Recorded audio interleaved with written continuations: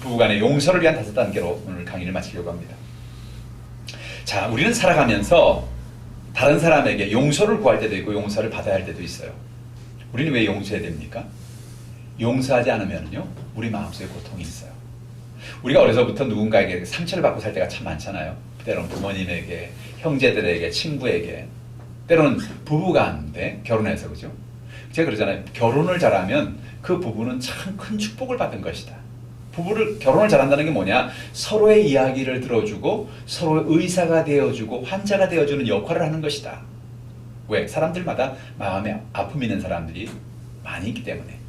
그래서 내 얘기를 들어주고 남편이나 아내에게, 배우자에게 내가 이런 아픔이 있어요. 내가 이런 힘든 일이 있어요. 내가 이런 마음에 상처가 있어요. 라고 그 얘기를 해줄 때 그 얘기를 잘 들어주고 당신 참 힘들었겠다.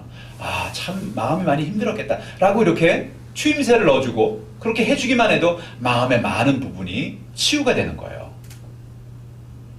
사람들에게 내가 가진 아픔을, 내가 가진 상처를 고백한다는 것은 이건 쉬운 게 아니에요. 왜? 내가 그렇게 말할 때 뭐라고 할지 모르잖아요. 당신이 그런 존재였어? 뭐 이렇게 오히려 그걸 흉을 볼 수도 있죠. 그죠? 내가 이렇게 아픔이 있었어? 당신 아빠가 그런 존재였어? 당신 엄마가 그런 존재였어? 형제들이 그랬어? 라고 이렇게 비난할 수 있겠죠. 그러니까 그렇게 함부로 말을 못하는 거예요. 그런데 정말로 좋은 남편, 좋은 아내는 뭐냐면 내가 어렸을 때 있었던 그런 아픔을 고백할 때 그거 가지고 놀리지 않고 그걸 보고 가슴 아파하고 당신 참 힘들었겠다. 많이 아팠겠다. 라는 그런 이야기 한마디가 그 마음에 엄청난 치유가 일어나게 만들어주는 거예요. 우리가 언제 치유가 일어나면요, 사람들이 나를 인정해 줄 때 치유가 일어나는 거예요. 내가 그런 아픔이 있다는 것을 인정해 줄 때 마음에 치유가 일어나거든요. 바로 그것이 용서의 힘을 발휘하게 하는 것입니다. 사람들이 그런 얘기를 해요. 아픔을 준 사람, 상처를 준 사람에게 용서하세요 라고 말하면 누구 좋으라고 용서해요? 그래, 누구 좋으라고? 그 사람 내가 왜 용서해요? 나한테 그렇게 상처를 준 사람, 내가 그 사람을 왜 용서해야 되냐고요? 누구 좋으라고요? 누구 좋으라고요? 누구 좋으라고 용서하는 거예요? 자기 자신. 나 좋으라고 하는 거예요. 내가 그 사람을 용서한다고 해서 그 사람이 몰라요. 그죠? 화해와 용서는 달라요. 화해는 둘이 만나서 서로 잘못했다 얘기하는 거고요. 용서는 일방적인 거예요. 나에게서만 시작되는 거예요. 내가 용서했는지 아닌지 그 사람은 몰라요. 근데 가장 중요한 건 내가 왜 용서하냐면 내 마음에 걸려있는 그 그물에서 내가 벗어나는 것이 바로 용서를 통해서 이루어지기 때문에 그래요. 그 사람을 내 마음에서 놓아주는 거예요. 내게 상처를 줬던 사람을 놓아주는 거예요. 그게 용서하는 것입니다. 용서는 누구보다도 나 좋으라고 하는 것을 우리가 알아야 될 필요가 있어요. 미국의 한 대학 교수인 에버렛 워딩턴이라는 분이 계세요. 이분이 쓴 책 중에서 용서와 화해라는 책이 있는데요. 이 책을 제가 읽으면서 이 워딩턴 박사가 정말 큰 아픔을 가지고 있었던 것을 알았어요. 왜냐하면 이분의 어머니가 강도에 의해서 살해됐어요. 그런데 그 강도에 의해서 살해됐는데 누가 있냐, 청년들이 들어와서 그 집에 와서 돈을 훔쳐가고 그리고 어머니를 죽인 거예요. 처음에는 그가 그 청년들을 용서할 수가 없었어요.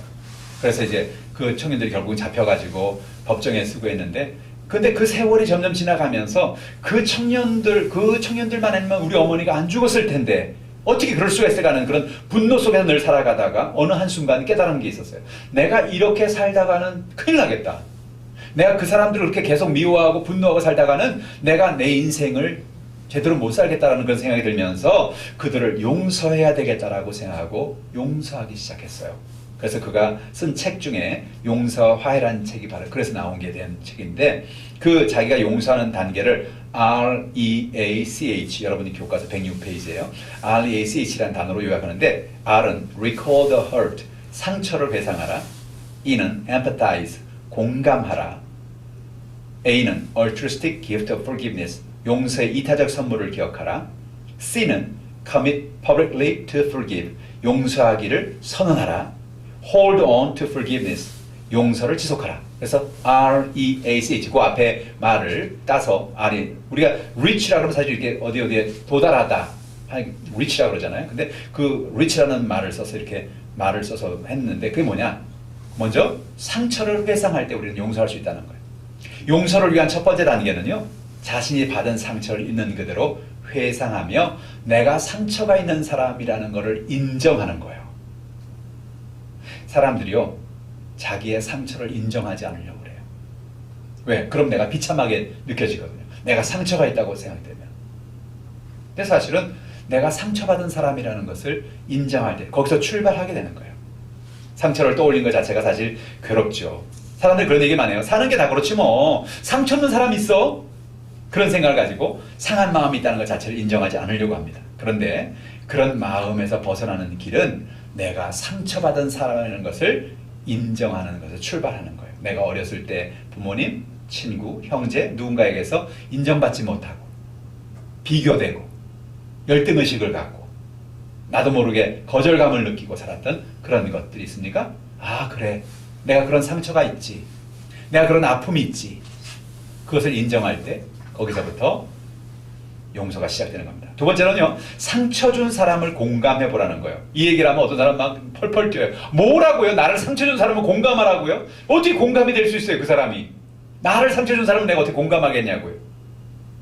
때로는 배우자에게서 상처를 받을 수 있고요.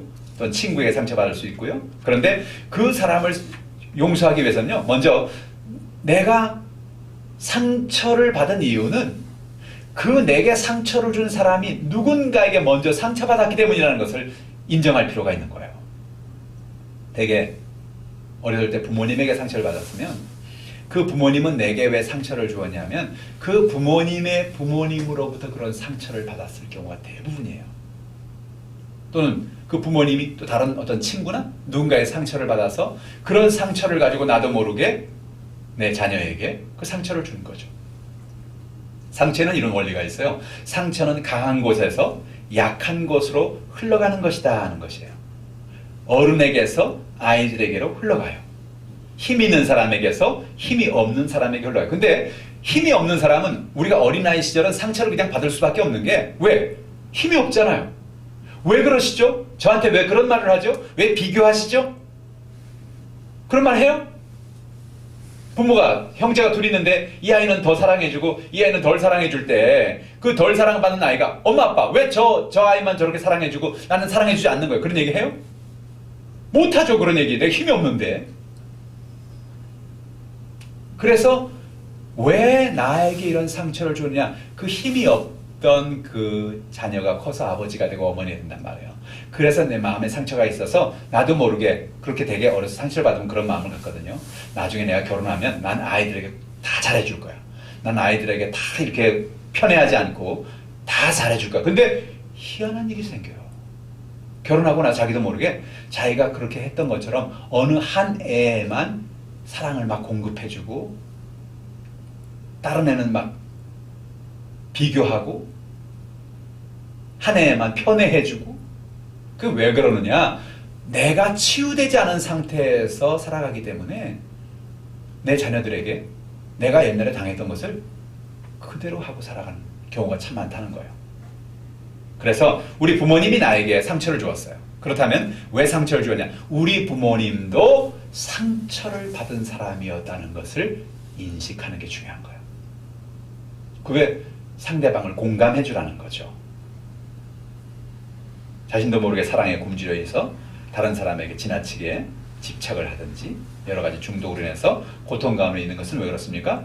부모님의 과잉 보호로 인해서 어떤 문제가 되는 경우.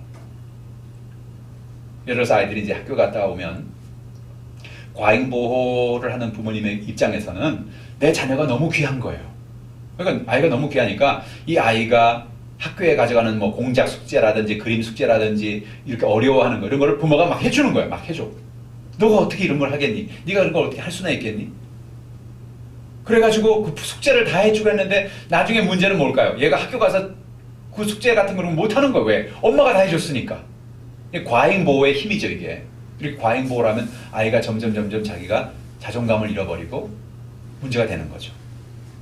그래서 우리는 이런 여러 가지, 그래서 배우자도 상처받은 사람이라고 생각하면 배우자도 피해자였다는 사실이 들면서 공감의 마음이 생기는 거예요. 배우자가 막 분노하고 배우자가 막 힘들게 하고 그럴 수 있어요. 그죠? 배우자가 막 공격하고 그럴 수 있어요. 근데 이 사람 왜 이렇게 분노하지? 왜 이러지? 그럼 왜 그럴까요?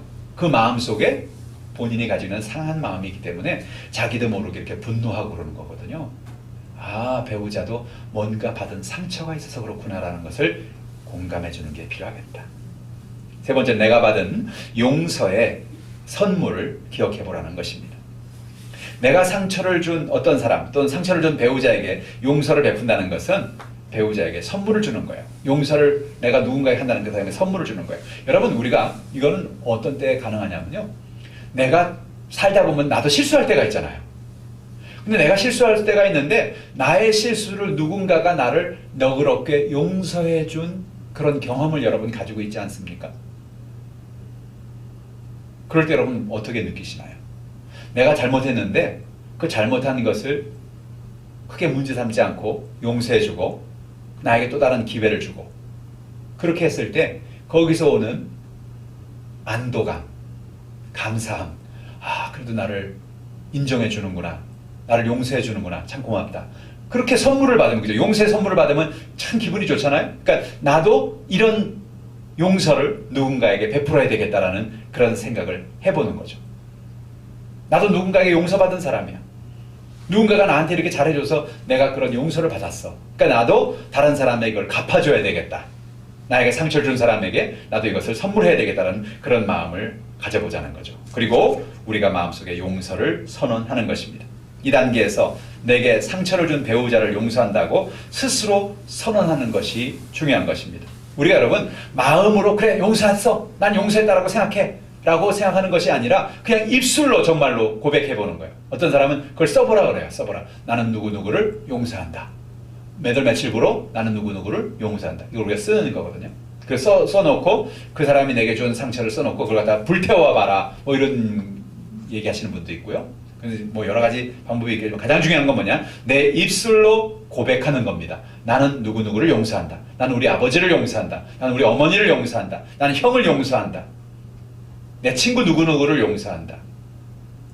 그렇게 용서하고 고백할 때 우리의 마음속에 용서의 힘이 생겨나는 거예요. 이런 용서를 선언할 때 우리 마음을 사로잡고 있는 용서 못하게 하는 그런 마음이 점점 사라지고 용서의 마음이 계속 생기게 되는 것을 볼 수가 있습니다. 마지막으로는요, 용서를 지속하는 것입니다. 지속하는 거예요.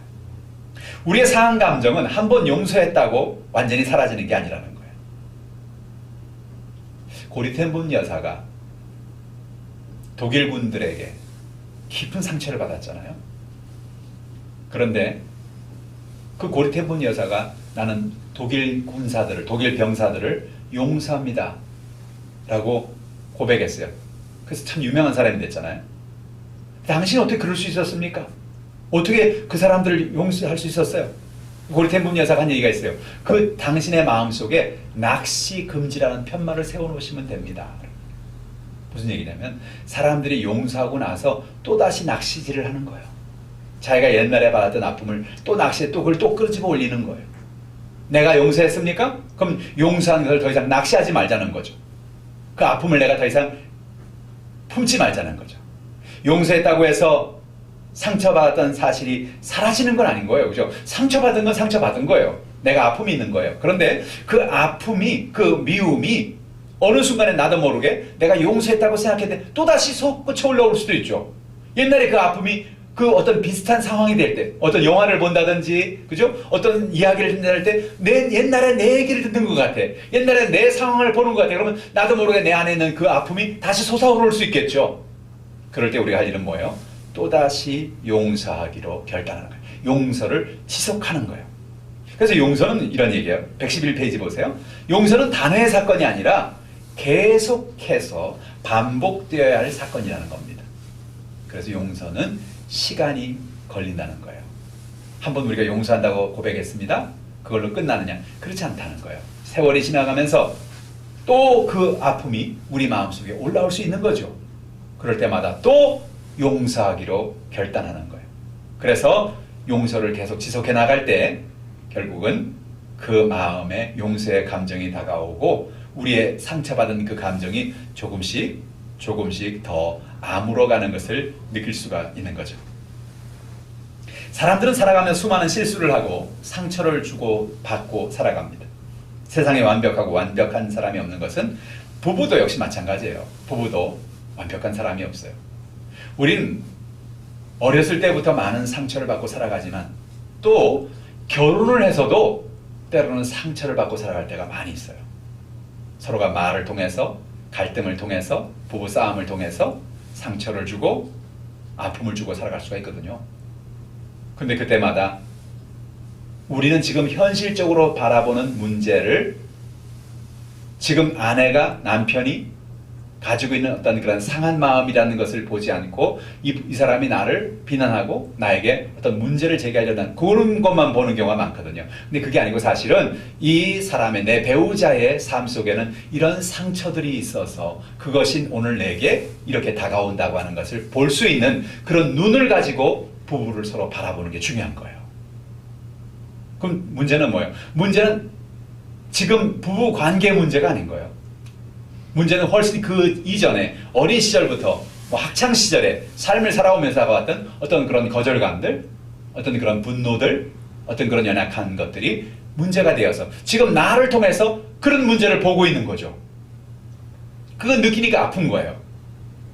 그런 모습이 보이니까 아픈 거예요.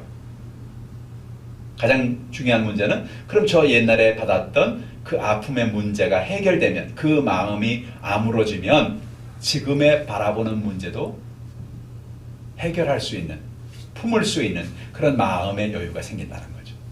지금 내 마음의 여유가 500개 안 돼요. 마음에 상처가 있어서 10이 돼야 받아들일 수 있는데 500개 안 되니까 자꾸 마음에 갈등이 생기는 거죠. 힘들어지는 거죠. 근데 내 마음이 점점 치유가 돼서 내 마음이 6이 되고 7이 되고 8이 되고 9가 돼서 마음이 더 넓어지고 평안이 생기고 그러면은 부부 가운데 어떠한 상처가 있고 연약함이 있고 그래도 그것을 더 품어줄 수 있는 마음의 여유가 생기는 것이죠. 그래서 우리는 부부가 결혼을 잘하면 정말로 큰 복을 받은 것이라는 얘기가 뭐냐? 결혼을 할 때 상대가 나를 품어줄 수 있고 내 상한 마음을 붙잡아줄 수 있는 부부가 된다면 그것만큼 좋은 게 없겠다. 여러분들이 이 클래스에 와서 이 강의를 들으면서 이것이 여러분들에게 하나의 좋은 그런 자료가 됐으면 좋겠어요. 여러분 교재를 가지고 계시니까 집에서도 계속 읽어보시면서 같이 대화하시고 또 마음속에 내가 가진 어떤 상처라든지 상한 마음이라든지 그런 것이 있으면 서로에게 안전지대 속에서 서로의 있는 그대로를 인정해주는 마음으로, 서로를 긍휼히 여기는 마음으로, 불쌍히 여기는 마음으로 서로를 품어주고 안아주고, 그래서 그 연약한 부분을 치료해 나갈 때 가정은 점점 더 단단하고 견고한 가정이 돼갈 겁니다. 4주 동안 우리가 이 클래스를 통해서 이렇게 공부를 하게 됐는데요. 여러분들이 앞으로도 계속해서 이런 계속 교재를 읽고 뒤에 이제 또 커버돼야 될 그런 부분들, 자녀 교육이라는 그런 부분도 있거든요. 읽어보시면서 여러분들이 여러분의 좋은 그런 도구로 사용했으면 좋겠다는 생각이 듭니다.